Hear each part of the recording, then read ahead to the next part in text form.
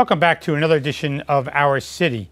And as we move towards Labor Day weekend and the end of summer, I want to wish all of the young people who are preparing to go back to school a very enjoyable term. And remember, read some extra books. On Wednesday, September 2nd at 6 o'clock, I'm going to join the Greater Elizabeth Chamber of Commerce. This will be their 18th annual dinner cruise. It will depart from 330 South Front Street. Tickets must be purchased in advance. For more information, please call the Chamber at 908-355-7600. And I'd like to remind all of you that City Hall will be closed on Monday in observance of Labor Day. September 7th, Monday, City Hall will be closed. If you need more information concerning this event or any other events, please call our Public Information Office at 908-820-4124. So please stay with us after this message, where we'll be joined by Mary Faith Shamil, the Executive Director of the Elizabeth Public Library.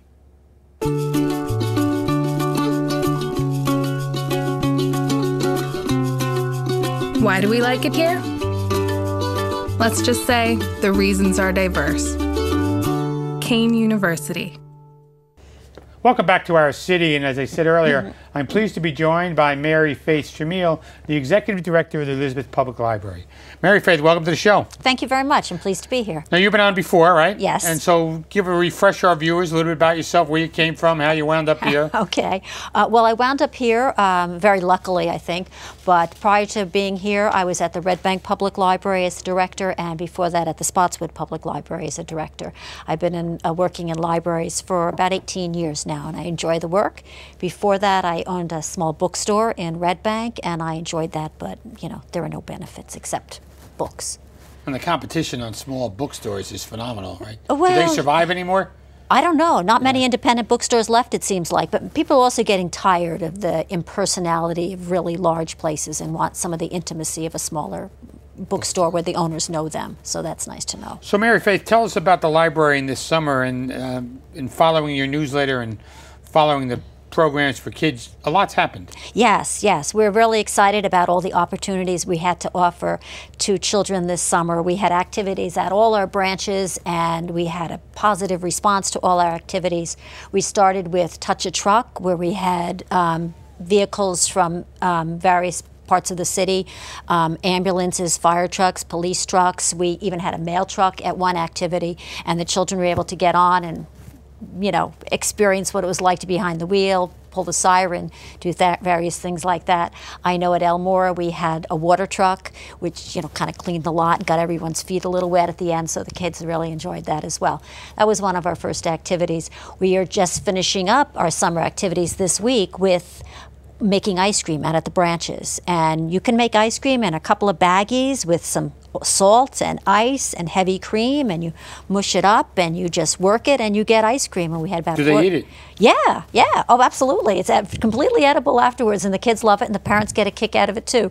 So we had fun with that yesterday, and we'll be doing that at different branches throughout this week as well. Yes. Did you have any reading programs? Oh, yes. I think there's one coming up. Or one just happened, we had the finale to it. Yes, we have a big finale at the main location this coming Saturday, but we've had things like pajama story time over the summer, one night a week at the different branches. We've been trading off different locations, and parents can come with their kids, and, you know, if they're in their pajamas or not, it doesn't matter, but they can have an evening story time with their parents after work. I don't think the parents were coming in their pajamas. No, no, no. Well, difficult. Sometimes our children's librarians will be in their pajamas to encourage the theme, so that's a fun thing too. One of the reasons we have come together today is the Elmore Avenue Library. I understand you have some exciting work going on there and a new project's happening in Elizabeth. Yes, I'd really, really like to see some improvement to our bathrooms there. Our bathrooms right now are not ADA compliant.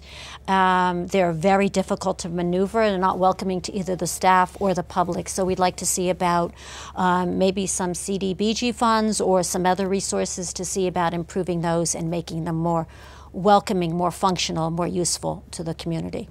Yeah. And the main branch?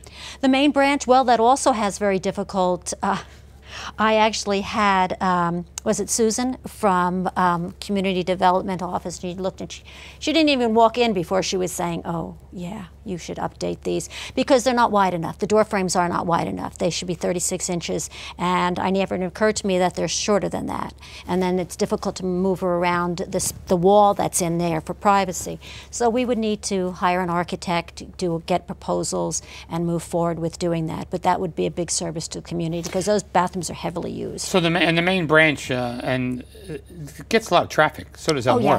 Oh yes, absolutely, yeah. And Elmore is open 7 days a week, so there's people in there all the time. How's that Sunday thing going? Because the Jewish community is really close, and naturally they don't go out on Saturdays. So right.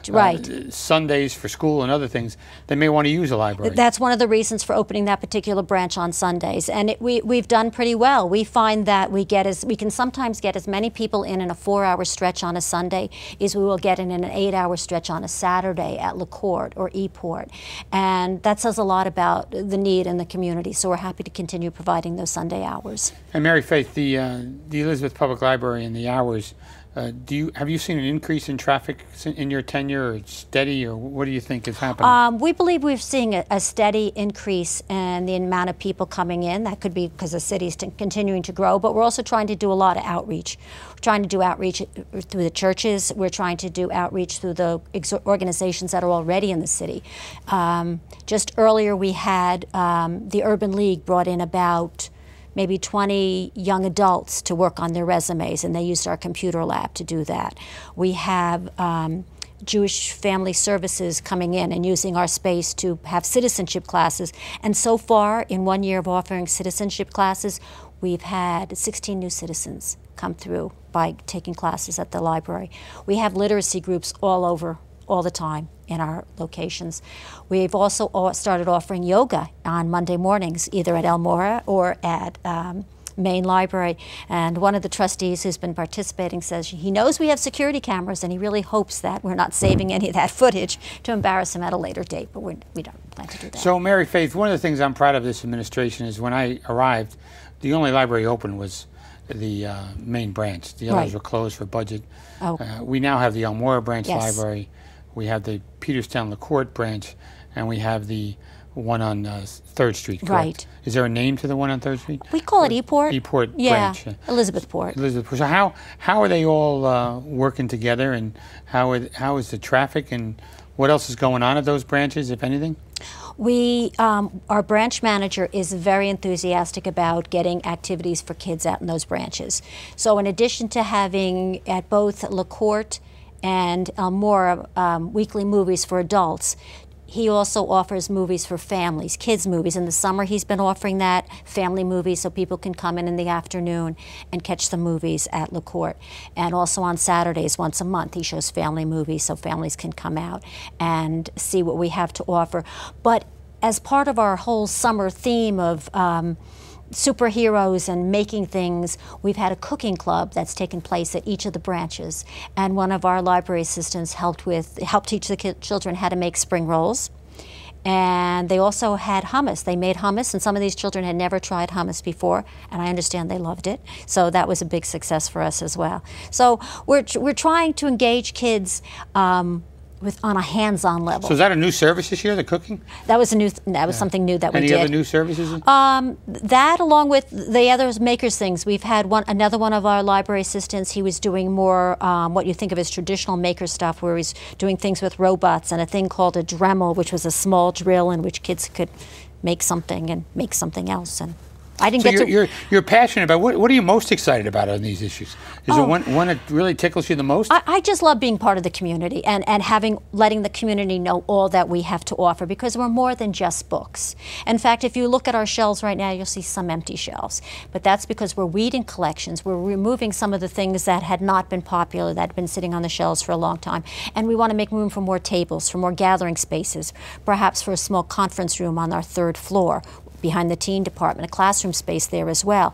So those groups that come in to use our space, the literacy people, the citizenship classes, for the teen programs themselves, so we have space for them to meet and feel that that space and that area is theirs in the case of the teens, and for those outside groups to know that they can provide services to our citizens in a more private, more you know. And we still provide free internet to the citizens. Oh as well, yeah, right? absolutely. And we've just increased. We did it about 3 months ago at our branches. We increased our bandwidth by going with Cablevision or Optimum Online. But now we're also working with another service, and we're getting more internet service to our main location. So we're really pleased that we've been able to increase our bandwidth to about 100 megs. Have you seen changes in some of the services? I know your tenure has not been that long here, but what are you here, 3 years now? No, 2. 2 years. 2 okay. years, yeah.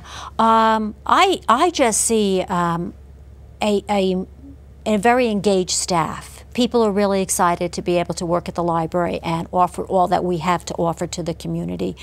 We come together and share everything that we have, and one of the things I'm happy to share is our new library card, which is now a blue card with our new logo on it. I have the old one. Yes, you can come in and get a new one if you Okay. need. Yeah, and it also it still has the key card on it, and this is, I don't know if you can see, but in the logo there are images from the building itself that Okay. kind of highlight its So history. this part is the card down the bottom? The card is both parts. It's this both little parts. up there, and then there's the key card down below. Okay. Yeah, yeah. So we're really pleased to have some new. We also have a new mission statement that the trustees developed. And let me make sure I read it correctly because I don't want to get it wrong. Strengthening community, building connections, and enriching lives. Those are the goals of the library. And we can do that for programming, through books, through movies, through programs, and outreach, just letting people know what we have to offer so they can come in and enrich their lives or build community with our help. So what is Library Card Sign-Up Month? That's in September. It's an annual event promoted by the American Library Association, and we will participate. We'll try to get our cards out to the different schools so that the kids enrolled in the schools can come out and get a card and know that they can come in and use our services. So is there something new about this card that the old card can't do?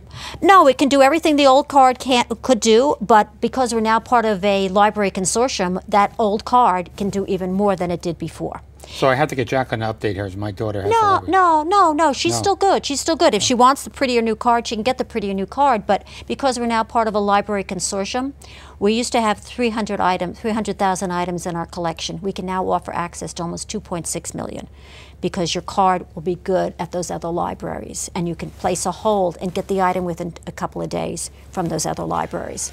So Mary Faith, someone who lives in Rawway, Linden, Hillside, a neighboring community, can they get a card if they work here, if they travel here? What are the rules? Absolutely. Say a teacher works in the Elizabeth Public Schools, but they live in the surrounding communities. They're entitled to work in town card. That's good for 1 year. It's good for 1 year. Yeah. And then they have to re-up it. Right. But then So- they show their pay stub and they're good for another year. So how about someone who cannot use the library? Is there a scope or a ban on people? I mean, you got to do something incorrectly? Yes, there are people who have been banned for doing inappropriate things in the library. I have to be honest. We do that for the safety and protection of everyone, because someone who is aggressive against another patron or someone who is aggressive against our staff is not going to contribute to the environment we're trying to provide in the library.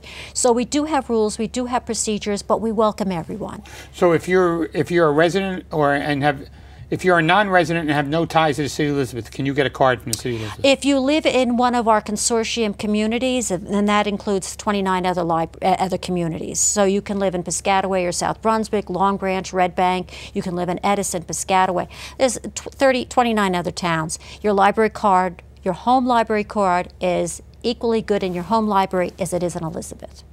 If you live in one of the other mural communities, and that would be a community in Middlesex or in Union County, you can get reciprocal privileges. So in this agreement, you have 29 cities and access to 2.6 million books. Yes, yes. Items, yes. Items. Yes. Not only books. Yeah. So tell us about, do you know the most popular books this summer? What were the most? Well, I like to think that Judy Blume's book was one of the most popular I books. saw it. We know it was in the city anyway, and I'm still waiting to read it, but it's been very popular. Well, I read it in advanced copy. So you have a copy. You were there that day. Oh, yes. We have a copy. We have a copy in our local history room that she signed over to the library very generously. And we have copies that are circulating, but every time I check, they're out. And I don't want to stop someone else from getting to it when they want it, so I haven't put myself on a list yet. Okay. So, and if someone wants information about the library, who do they call? They can call our main number, which is 908-354-6060. And there's information on the phone line, but you can ask to speak to me, you can ask to speak to the reference department or the children's department, whoever you want to speak to get information about what you need. And we have bilingual staff. We have some very good Hispanic speakers. We also have some people on staff who speak Haitian Creole. So we are a multilingual library here to help our multilingual community. Mary Faith, I want to thank you for taking the time to join us on the show and talk about the library services in our city, and appreciate all your efforts as the Executive Director. I appreciate that. It was a pleasure to be here. For Mary Faith Shamil, please stay with us after these messages. I'll be back with more from Al Hawkins and Play Ball in Elizabeth, New Jersey.